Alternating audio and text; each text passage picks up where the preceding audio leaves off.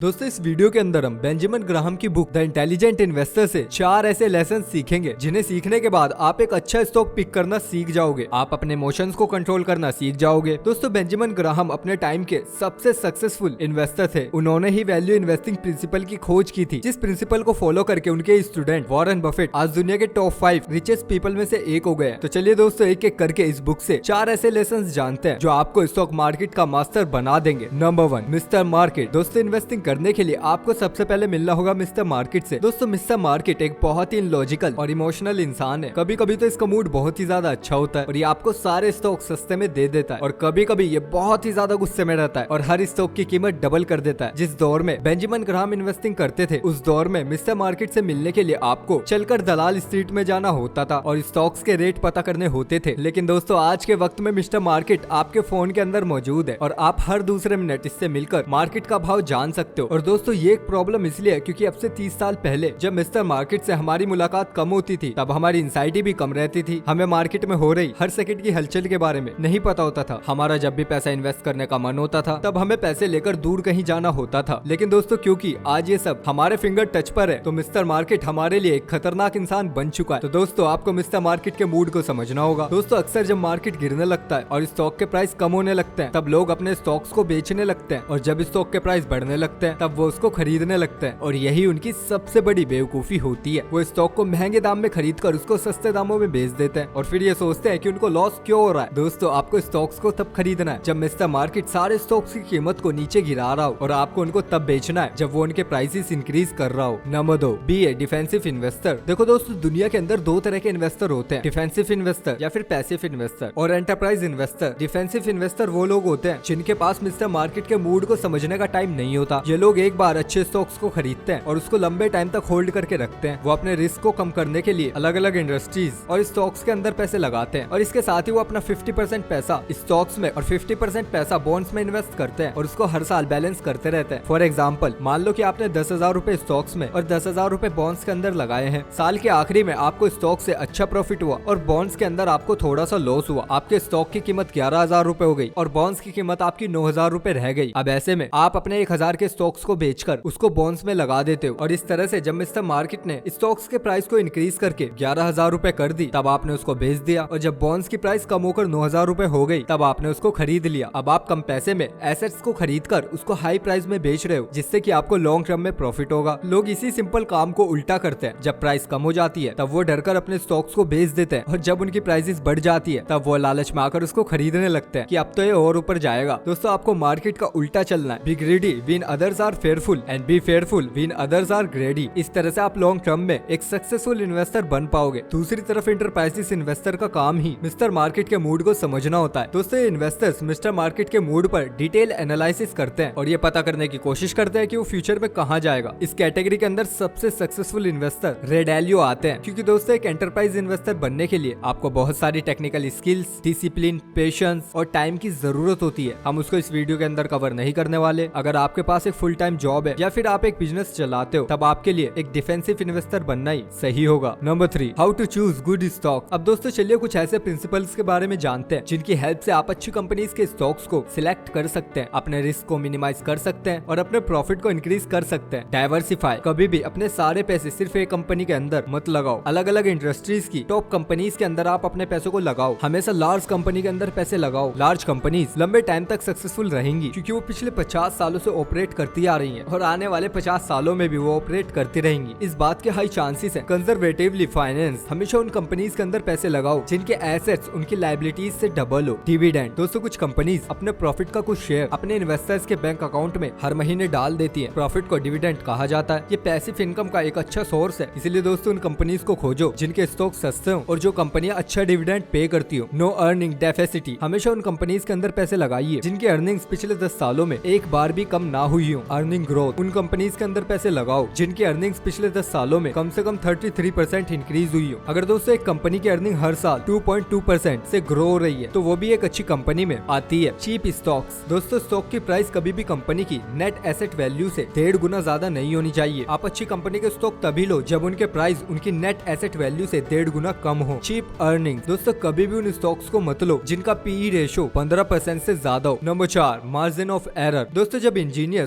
100 लोगों के बैठने के लिए एक एरोप्लेन डिजाइन करते हैं तो वो उसको सिर्फ 100 लोगों के लिए डिजाइन नहीं करते, वो उसको 133 लोगों के लिए डिजाइन करते हैं। वो स्ट्रॉन्गर मटेरियल और स्प्रिंग का इस्तेमाल करते हैं ताकि उस प्लेन के अंदर 133 लोग आराम से चढ़ सके। वो ऐसा इसलिए करते हैं क्योंकि रियल लाइफ में गलत होने के चांसेस हमेशा ज्यादा होते हैं। अगर वो ये ज्यूम करके चलेंगे कि वो 33% रॉन्ग है तो वो उसके हिसाब से अपने प्लेन को 33% स्ट्रॉन्ग बनाएंगे, तो प्लेन क्रैश होने की पॉसिबिलिटी भी ना के बराबर हो जाएगी। यही प्रिंसिपल पुल बनाते वक्त, शिप्स और कार्स बनाते वक्त भी यूज होता है और इन्वेस्टिंग करते वक्त भी आपको इस प्रिंसिपल का यूज करना चाहिए। आप कम गलतियां करने की कोशिश मत करो, आप इस तरीके से पैसे इन्वेस्ट करो कि अगर आप गलती कर भी दो तो भी आपको कोई लॉस ना हो। तो दोस्तों ये थी हमारी आज की वीडियो। आई होप आपको इन्फॉर्मेशन पसंद आई होगी, और अगर आपको इन्फॉर्मेशन पसंद आई है तो प्लीज आज चैनल को सब्सक्राइब कर दो, वीडियो को लाइक कर दो। मिलते हैं बहुत जल्द आपसे अगली वीडियो में, तब तक के लिए बाय बाय, अपना ख्याल रखिएगा।